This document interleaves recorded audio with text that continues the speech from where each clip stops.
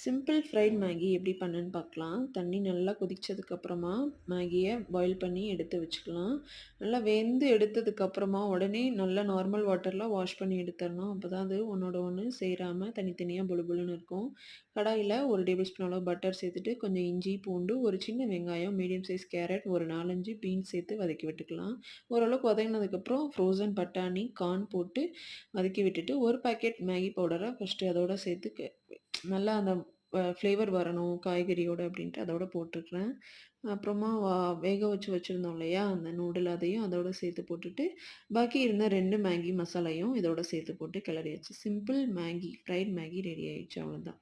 Saturday school half day தான். So வெளியில போலாம் அப்படின்ட்டு பக்கத்துல உள்ள மால் போயிட்டு, நல்லா டயர்ட் ஆகுற அளவுக்கு ஜாலியா விளையாண்டுட்டு ரிட்டர்ன் வீட்டுக்கு வந்தாச்சு. இன்னைக்கான சாட்டர்டே இதுதான். பாய்.